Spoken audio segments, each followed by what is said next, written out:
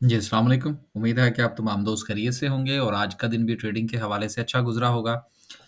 आज जनाब फिर मार्केट ने जो है वो माशाल्लाह से 100 पॉइंट्स मज़ीद निकाले हैं। कोई परेशानी वाली बात नहीं है, मार्केट अपने ज़ोन में है। एक होता है ज़ोम, एक होता है ज़ोन।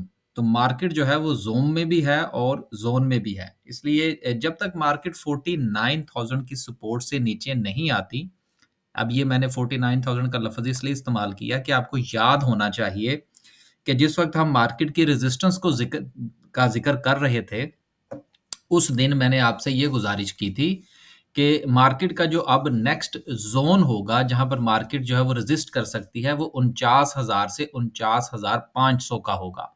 यानी कि जैसे-जैसे लेवल बढ़ता चला जाता है, वैसे-वैसे ही शेयर हो या इंडेक्स हो, उसका जो ज़ोन होता है, चाहे वो सपोर्ट का ज़ोन हो या रेज़िस्टेंस का ज़ोन हो, वो इंक्रीज़ करता चला जाता है।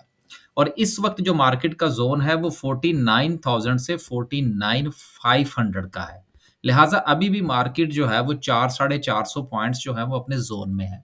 कोई 1-200 पॉइंट, 300 पॉइंट्स अगर मज़ीद मार्केट से निकल जाते हैं तो फिर भी मेरे लिए कम से कम जो है वो कोई नई बात नहीं होगी या परेशानी वाली बात नहीं होगी कि पता नहीं क्या होने लगा है। बल्कि इस वक़्त जिस सिचुएशन में हम बैठे हुए हैं अगर मार्केट में से कोई 1000-1500 पॉइंट्स निकलते हैं तो हमारे लिए तो अच्छी बात होगी ना। एक अपॉर्च्युनिटी जनरेट होगी। लेकिन जो लोग अभी भी होल्डिंग पर हैं, मेरा ख़्याल है कि जब तक मार्केट 49,000 से नीचे ना आए, परेशानी वाली कोई बात नहीं है, मार्केट 49,000 पे है। लोग प्रॉफ़िट टेकिंग कर रहे हैं, वॉल्यूम कम हो रहे हैं। मैंने गुज़ारिश की थी कि अगर वॉल्यूम आपको मज़ीद कम होता हुआ नज़र आए, तो उससे भी परेशान नहीं होना। ऐसा होता है और ये हर बिज़नेस में होता है। आगे चलते हैं जी और मज़ीद देखते हैं 2-3 खबरें हैं, उनको भी शामिल करेंगे। पहले ज़रा थोड़ा-सा ये देखें कि 100 पॉइंट्स जो हैं वो मार्केट ने निकाले हैं, तो हमारे सर्किट ब्रेकर की क्या सिचुएशन है। सर्किट ब्रेकर में अब देखिए ना 100 पॉइंट्स निकले हैं मार्केट में से, लेकिन अगर आप अपर कैप्स की बात करें, तो 12 कंपनीज़ अपर कैप हैं। इसका मतलब ये है कि मार्केट का सेंटीमेंट कोई नेगेटिव नहीं है और ये मार्केट कोई करेक्शन में भी नहीं है। करेक्शन जो है वो बाकायदा तौर पर नज़र आती है यार, पॉइंट्स निकलते हैं। इसके अलावा आपको लोअर कैप में और अपर कैप में चीज़ें नज़र आती हैं। अभी कोई करेक्शन नहीं है। मेरी राय गलत हो सकती है, मेरी स्टडीज़ गलत हो सकती हैं, इसमें कोई बड़ी बात नहीं है। लेकिन मैं ये समझता हूँ कि ये कोई करेक्शन नहीं है। बस ठीक है, मार्केट ने 100 पॉइंट्स निकाले हैं, कोई बड़ी बात नहीं है। 12 कंपनीज़ में से काबिल ज़िक्र आगा स्टील है, अच्छे वॉल्यूम के साथ, इसके साथ पाक सुज़ुकी है। अच्छा जी, पाक सुज़ुकी के हवाले से मैं बात करता चलूँ। वो बाज़-औक़ात होता ये है ना कि हम बात करके फँस जाते हैं। वो मैंने 170 से 190 की बात की, फिर मुझे मैसेजेस आने शुरू हो गए। और अब तो मैसेजेस आए जी 190 ते चला गया, हुण की करिए? यार देखिए ऐसे ना किया करें। जो बात वीडियो तक होती है उसको वीडियो तक ही रखा करें। हमने 170 से 190 की बात की थी, 190 लग गया आज, बस हमारा ज़ुमा होश-पोश, अब इसके ऊपर हम मज़ीद बात नहीं करेंगे। आगे चलते हैं जी और मज़ीद देखते हैं कि सिचुएशन जो है वो मार्केट की किस तरफ जा सकती है। अच्छा जी, 2 कंपनीज़ हो गई, इसके अलावा हिनो माशाल्लाह अच्छा शेयर है। शेयर अच्छा है हिनोपा का, लेकिन इसका एक मसला है। मसला ये है कि इसमें वॉल्यूम नहीं लगता। लिहाज़ा आपने अगर इसमें काम करना है, मैं बहुत कम इसमें काम किया है। समझ लीजिए कि जब समय ना होने के बराबर, क्योंकि इसमें अगर आपने 1000 शेयर लेके रख लिया तो बस वो बेचना मुसीबत बन जाएगा आपके लिए कि वो देखें ना 6800 इसकी आप हिस्ट्री चेक करके देखें, आपको वॉल्यूम ही नज़र नहीं आते। तो इसलिए वॉल्यूम ज़रूर देखा करें किसी भी शेयर के अंदर, चाहे वो छोटा शेयर हो या बड़ा शेयर हो, वॉल्यूम कंसीडर करता है। आगे चलते हैं, लोअर कैप की बात करते हैं।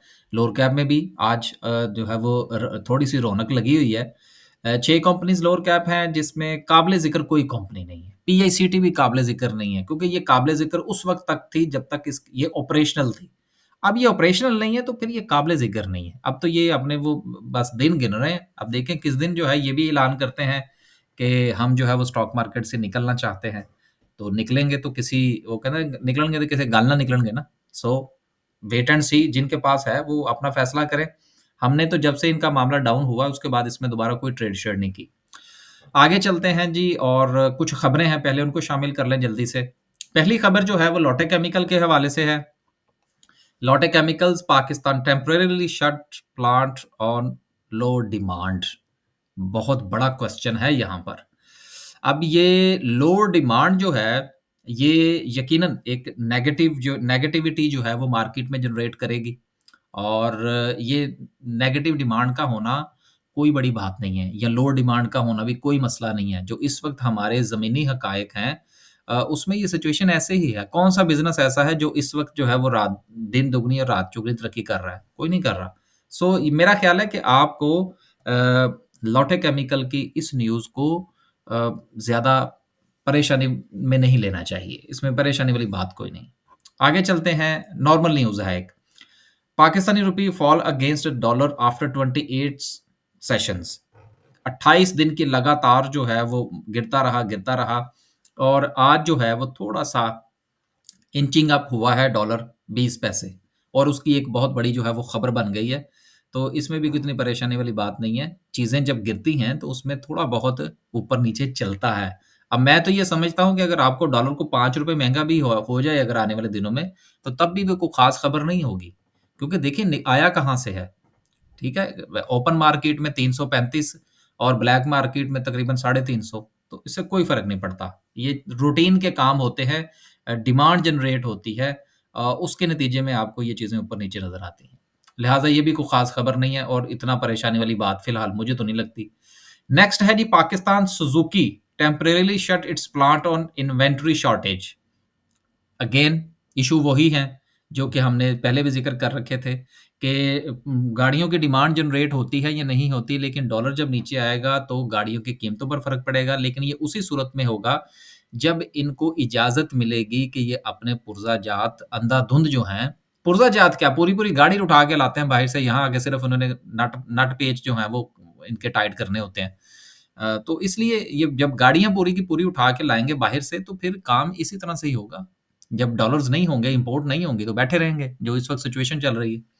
तो वैसे भी जो पाक सुज़ुकी है, इन्होंने तो भागना है। तो मेरा ख़्याल है कि जिसने इसमें से जो-जो कुछ निकालना है या निकल चुका है, उसके बाद वो अपना फ़ैसला कर ले तो ज़्यादा बेहतर है। एक और ख़बर है, उसको शामिल करते हैं, वो निकल गई ख़बर कहीं से पीटीसी की थी। हाँ, ये वाली ख़बर थी, ये मैंने डाउनलोड की थी लेकिन शायद गायब हो गई। PTC post revenue growth of 26% in first 9 months.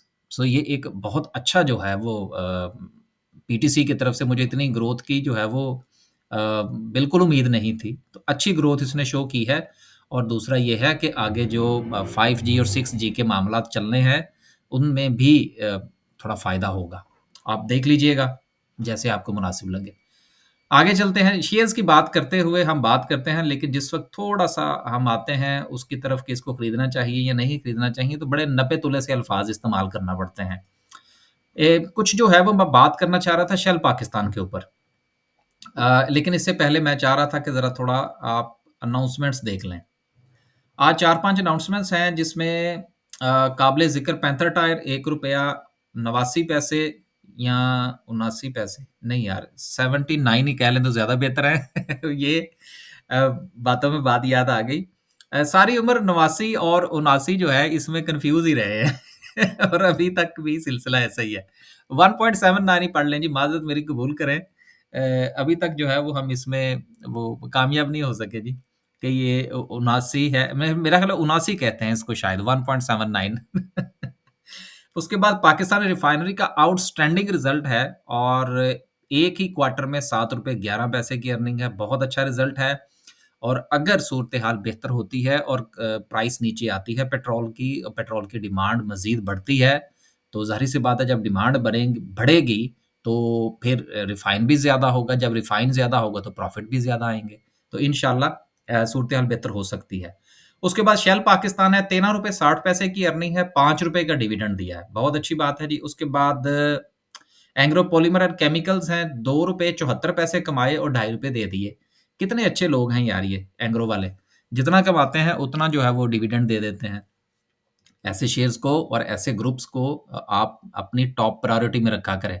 हमें बहुत सारे मैसेजेस आते हैं जी, कौन-सा शेयर खरीदें जी, कैसे करें जी, क्या करें जी? यार ये आपके सामने है ना, यहीं से आप थोड़ा-सा अंदाज़ा लगा लिया करें कि कौन-सी कंपनी कितना कमाती है, हिस्ट्री में जाके देख लें और जितना कमाया उसमें से डिविडेंड कितना दिया, आपको ऑटोमैटिकली जो है वो सिलेक्शन करने में आसानी हो जाएगी। चलते हैं जी, शेल पाकिस्तान की बात करते हैं और वीडियो आज भी थोड़ी-सी लंबी हो सकती है। अब देखिए शेल पाकिस्तान जो है इसने ये बिकने को है। और अगर आप इसकी थोड़ी-सी पे-आउट्स की हिस्ट्री देखें, तो यहाँ से आपको पता चलता है कि इसने आज तक दिया-दिलाया क्या है। सालाना बुनियादों पर ये जो है ₹7, ₹10, ₹12, ₹15 ये डिविडेंड जो है ये देते रहे हैं। लेकिन जब से इन्होंने इस तरफ आए हैं कि जी हम कंपनी को जो है वो बेचने लगे हैं, तो आप इसके फाइनेंशियल्स देखिए कि इसमें फाइनेंशियल्स में भी आपको थोड़ी-सी बेहतरी आती हुई नज़र आ रही है। 2019 में ये कंपनी जो है ये ₹14 का नुकसान करती है। 2020 में भी ₹32 का नुकसान करती है। 2021 में ये ₹22 कमाती है और 2022 में ये 34 पैसे का लॉस करती है। फिर यही कंपनी जो है ये क्वार्टरली जिस वक़्त आती है, तो पहले क्वार्टर में ये ₹22 25 पैसे की का नुकसान करती है और दूसरे क्वार्टर के अंदर ये ₹40 ₹38 अगेन 38.79 कि ₹38 और 79 पैसे जो है ये फ़ायदा कमाती है। तो इतना ज़िग-ज़ैग है इस कंपनी के फाइनेंशियल्स के अंदर। तो जब ऐसी कंपनीज़ हों कि जिनमें ज़िग-ज़ैग चल रहे हों और इसके अलावा उन्होंने बिकना है, जो कि वो फ़ैसला कर चुके हैं और जो नई कंपनी आएगी वो क्या करती है इसके साथ। लिहाज़ा इस किस्म की जो कंपनीज़ होती हैं, उनमें ज़रा थोड़ा-सा स्टॉप लॉस के साथ या देखभाल कर आपको इन्वेस्टमेंट करनी चाहिए, एक चीज़। सॉरी ट्रेडिंग करनी चाहिए। जहाँ तक रहा सवाल इन्वेस्टमेंट का कि क्या इस किस्म की कंपनीज़ में लॉन्ग टर्म इन्वेस्टमेंट की जा सकती है? तो फ्लैटली रिफ्यूज़ कर रहा हूँ मैं। नो। हमेशा स्टेबल कंपनीज़ जिनमें इस किस्म के उतार-चढ़ाव ना हो और ख़ास तौर पर वो भागने की तैयारी में ना हो, उनमें लॉन्ग टर्म इन्वेस्टमेंट की जा सकती है। और जब भी उनके हवाले से खबरें आनी शुरू हो जाएँ, तो आप उसमें से निकल जाएँ। उम्मीद है कि आज शेल हवाले से जो बात मैंने की है, इसका कुछ लोगों को फ़ायदा हो जाएगा। आखिर में जो है वो डिस्कस करते हैं जी आज की कैंडल को। लेकिन कैंडल से पहले ये टैब जो थी वो डिस्कस करनी रह गई थी कि आज किस सेक्टर ने कितने पॉइंट्स डाले हैं। कमर्शियल बैंक्स ज़िंदाबाद, कमर्शियल बैंक्स के हवाले से हमारी जो राय है, वो सबको अब तो तकरीबन रटी जा चुकी है। उसके बाद दूसरे नंबर पर ऑटोमोबाइल्स हैं, देन टेक्नोलॉजी सेक्टर है, उसके बाद केमिकल, फार्मास्यूटिकल और रिफाइनरी और उसके बाद सबसे ज़्यादा जो पॉइंट्स निकाले हैं, वो पावर जनरेशन ने निकाले। पावर जनरेशन के हवाले से कल ही जो है वो अभी हम कुछ थोड़ा-सा डिस्कस कर रहे थे कि पावर जनरेशन के ऊपर सबको गुस्सा है और ये गुस्सा निकलेगा और जल्दी निकल आएगा। इसलिए आप लोग अपना फ़ैसला कर लीजिए। मज़ीद जो है वो मैं इसके ऊपर ज़ोर नहीं देता। आगे आगे चलते हैं और आखिर में हम डिस्कस करते हैं आज की कैंडल को। कैंडल बिल्कुल बुरी नहीं है और हौसला अफ़ज़ा कैंडल है। जब तक मार्केट अपनी ज़ोन जो है उससे नीचे नहीं आती, कोई परेशानी वाली बात नहीं है। सिर्फ़ और सिर्फ़ आपने ये चीज़ देखनी होती है कि आपने एक चीज़ के मुतालिक एक्सपेक्ट किया होता है कुछ, अपनी राय कायम की होती है। फिर आप ये देखते हैं कि आहिस्ता-आहिस्ता क्या आपकी जो राय है, उसको जो ज़मीनी हक़ाइक़ हैं वो सपोर्ट कर रहे हैं। मसलन हमने 2-3 चीज़ें देखी थी। नंबर 1 मार्केट ज़ोन में है, मार्केट रेज़िस्टेंस पे है, वॉल्यूम्स कम हो सकते हैं। तो ये सारी चीज़ें आहिस्ता-आहिस्ता सपोर्ट कर रही हैं। अब यहाँ पर मैं आपको एक और बात बताऊँ। मार्केट के अंदर ये वॉल्यूम जितना ज़्यादा कम होगा, जो कि अगले मेरा ख़्याल है कि 2 से 3 सेशंस में मज़ीद कम हो सकता है। तो देन मार्केट में आपको एक अपॉर्च्युनिटी जनरेट होती हुई नज़र आएगी। अगले अगर 1 से 2 दिन में मार्केट मज़ीद कुछ 400-500 पॉइंट्स निकाल देती है, कुछ 100-100, 200-200 पॉइंट्स करके, देन आपको कुछ शेयर्स के अंदर अपॉर्च्युनिटी मिलती हुई नज़र आएगी। जब वो अपॉर्च्युनिटी आएगी, जब वहाँ पर स्पेस जो है वो क्रिएट होगी, वॉल्यूम्स कम होंगे, तो देन अगेन बायर्स का जो इंटरेस्ट है वो पैदा होगा और मार्केट में आपको एक इम्प्रूवमेंट नज़र आ सकती है। लिहाज़ा ये जो मार्केट की मूव है, जिसमें मार्केट आहिस्ता-आहिस्ता को 100, 150, 200 पॉइंट्स निकाल रही है, इसको करेक्शन बिल्कुल कंसीडर नहीं किया जा सकता। इसको एज़ ए अपॉर्च्युनिटी कंसीडर किया जा सकता है, जब तक कि आपको कोई बहुत बड़ा 500-700 पॉइंट्स मार्केट में से निकलते हुए नज़र ना आए। जहाँ तक रहा सवाल इस बात का कि इस वक़्त जो आरएसआई है, वो क्या कहती है? तो वो भी आज जो है वो हम ज़रा देख लेते हैं। काफ़ी दिन हो गए हैं हमने डिस्कस नहीं किया इसको। आरएसआई की बात करें अभी भी ओवर 70 है। तो डेफ़िनिटली जिस तरह से कि अभी मैंने बात की आपसे कि अपॉर्च्युनिटी है, अभी करेक्शन नहीं है। जैसे ही मार्केट मज़ीद को 100-200 पॉइंट्स निकालती है, देन मार्केट अपनी 49 की जो है वो सपोर्ट के एंड पे आ जाएगी। वॉल्यूम्स जो हैं वो कम होंगे, थोड़ा-सा ड्राई हो जाएँगे, स्पेस जनरेट होगी। आरएसआई ऑटोमैटिकली 70 से थोड़ा नीचे होगी। तो देन अगेन एक बुल रन जो है वो आपको देखने को मिल सकता है।